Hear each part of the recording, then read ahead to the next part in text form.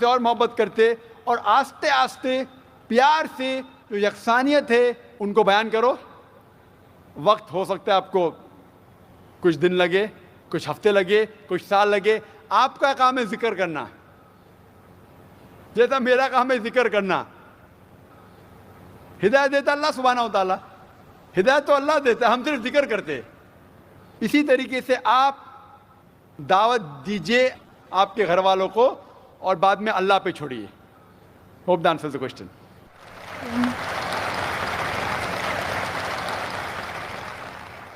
Mic number 2 میں کوئی غیر مسلم بھائی ہوں تو سوال کر سکتے ہیں. Good evening, sir. My name is Hardik Rathod and my profession is I'm studying in commerce. So my question is, I'm not clear with the concept of Makkah. That every person says that Makkah is in the center of the world. I'm not yet clear with this concept. I keep on asking with my friends that what actually Makkah is, but no one can give me the reliable answer. So please, I want to request you that please can you tell me in pure Hindi or English that what the actual concept of Makkah is.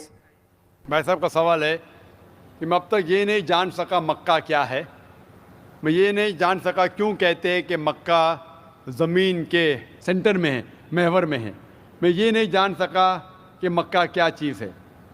بھائی صاحب, مکہ جس طریقے سے قرآن مجید میں ذکر آتا ہے سورہ ال عمران میں سورہ نمبر 3 آیت نمبر 96 میں کہ مکہ وہ جگہ ہے جو سب سے پہلے عبادت کے لیے بنائی گئی, سب سے پہلے عبادت کی جگہ بنائی گئی وہ ہے مکہ. اور قرآن مجید میں لکھا ہے سورہ اسراء میں چیپٹر نمبر 17 آیت نمبر 1 میں کہ اس کے ارد گرد امن ہے اور مکہ کو کہا گیا ہے دارالامن.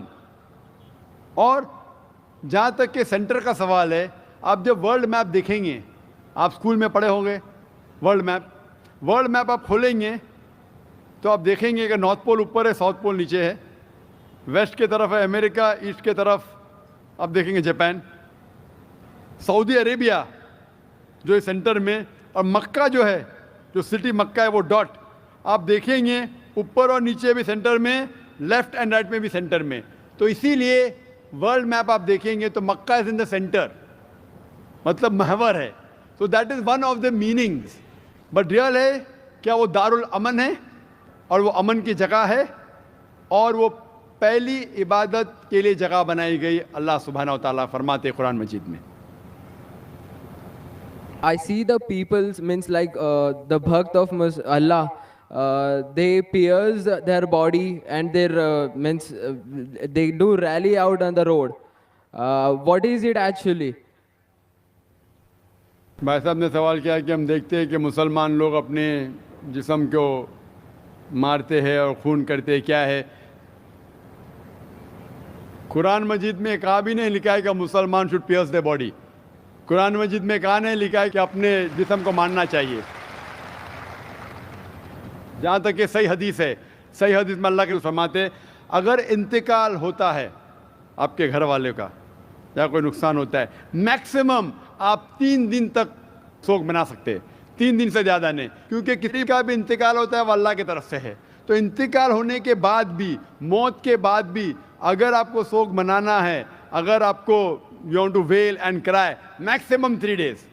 تو یہ قرآن اور حدیث کے مطابق نہیں ہے, اور کوئی بھی کرتا ہے تو قرآن کے خلاف کرتا ہے. Hope that answers the question. Mike number 1 سے سوال بھائی. My name is Abhinav Kumar and I am a marketing manager. I want to ask you a question that why God has created this universe, us, and if God is one, then why He started with so many religions and coming to a point and contradicting itself in past, now saying that all these things which are in past, like you have said Bhagavad Gita, Ved or Bible or anything, they are not for this time.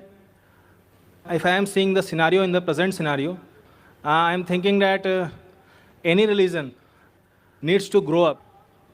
Anyone, either it is Hinduism, either it is Christianity, either it is Muslim, any religion, Islam.